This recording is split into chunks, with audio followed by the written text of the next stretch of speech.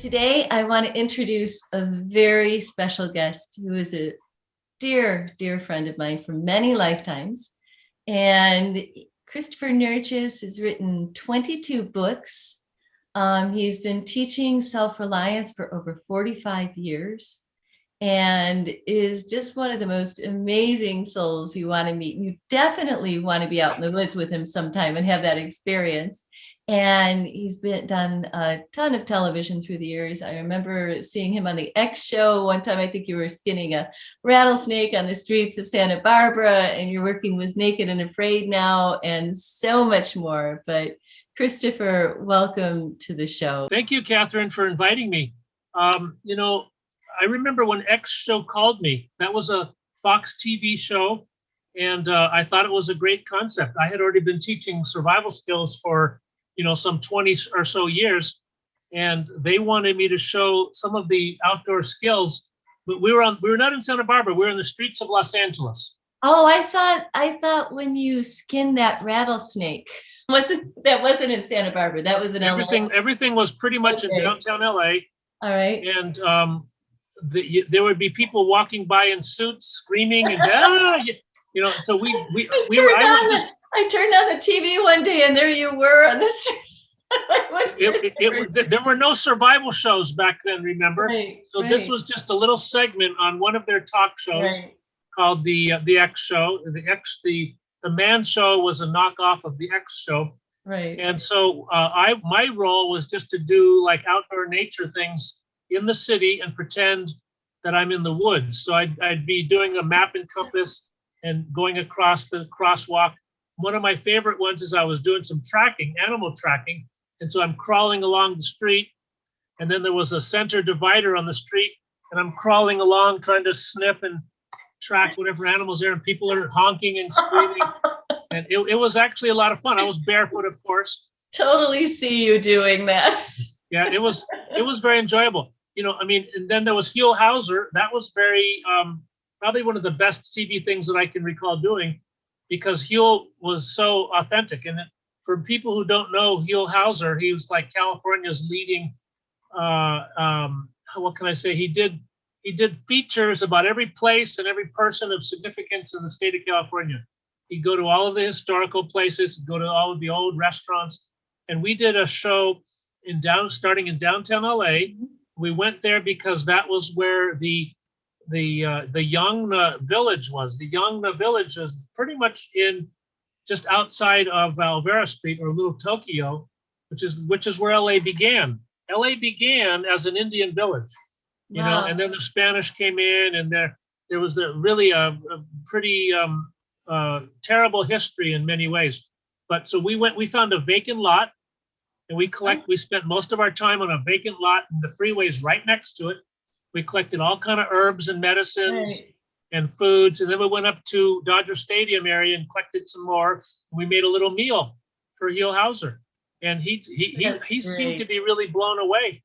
So now, what would you tell a viewer, like if they were to be going on a big hike or just hiking in general, and they like to be outdoors? What are the skills that they should learn? What are the ones that you really would be good to have in your tool belt of knowledge going out? Consult a map. If you're going to go very far from your car, consult a map just to see what's out there. I've gotten lost in high school on places where there was a Y fork and I didn't recognize it. I was miles. Of course, I had a backpack full of stuff, so I was never in any danger. But it's real easy to get, and most people today don't carry gear. They go out in flip-flops and a tank top because I'm going to be back in a short while. So the number one, consult a map. Tell somebody when you're going to be back. And it doesn't hurt to always learn about plant life. Go to botany lectures, study it online, take classes online. However you can learn about the flora of your area, the useful flora. Right. And then I always tell people you should carry a Swiss Army knife, just one of these guys. It fits in your pocket. There's a knife, there's a saw, there are scissors. So Swiss Army knife is a must-have. And this is one of my Bic lighters. This is a Bic lighter that we pack in, cover in duct tape. So you don't know what you're going to need the duct tape for, but you will need it. Right. And then, so you want a fire and you want a knife. Those are like the most fundamental. And then I always suggest carry some twine, a little ball of twine or parachute cord just for tying things up, Right. getting across the river. Parachute cord will, hold a lot of weight. You've done a lot through television through the years, and you're working with Naked and Afraid now, correct? What capacity are you working with them? All of the contestants, well, we've been on hiatus since COVID, Right. and I think they're going to get started up again. But I would be for a couple of years. I'm the person, one of the initial people you talk to who I give them. There's a score you get called a PSR. Yeah. Well, I give them that score after an interview. And so basically I talk to the contestants. I have 6 or 7 categories that I rate them by. I ask them questions. They tell me their background. They want to get on the show. There's no pay. I mean, there's pay, but it's not really they're not doing it for the money. And so they're always exaggerating. I know they're always exaggerating how well they can do something. And I'm thinking, I have all this experience. I wouldn't want to go naked to a place I've never been to before. I would not want to go naked. Well, what would I? They've asked me several times, and I'm thinking, you'd have to bring the price way, way, way up before I'd even start thinking about it. I'm not sure I'd want to go naked into a place I did know. Think about it. 2 to 3 weeks. Right. You have to find your own food, shelter, everything.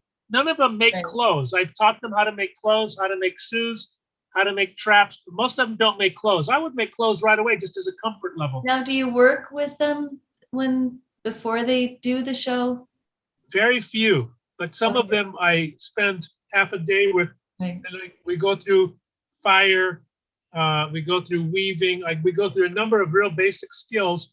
But keep in mind, they get to choose one thing: a pot, a knife. So those who are smart take a knife. Some take a fire starter. So I can't. I'm not teaching any modern skills with modern equipment. It's all what you can do with rope, what you can do with wood. And because the plants are going to be different if they're going into Central America or somewhere. I only talk about plants in the most generic sense. Right. How to catch fish, maybe how to set traps. So I cover real basic things that theoretically can be applied anywhere. Christopher, thank you so much for being on the show today and for sharing your amazing wisdom with us. And I just love having you here. Thank you for inviting me, and I hope we meet up again soon. I hope soon. Take care. All right.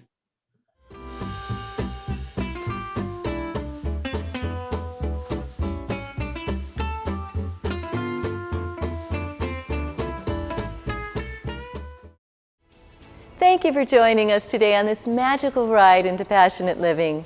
Join us each week on Tuesday and Thursday evenings at 8 and Sunday mornings at 11. Plus, you can view segments of our show on YouTube at passionateliving.tv or on our website at passionateliving.com. Our goal in producing the show is to inspire you to live your dreams, as your journey will end up affecting the world around you in a powerful way. We hope you'll join us each week as we journey into the realms of passionate living. Until our next adventure, remember to take at least one baby step to bring you a little closer to living your dreams.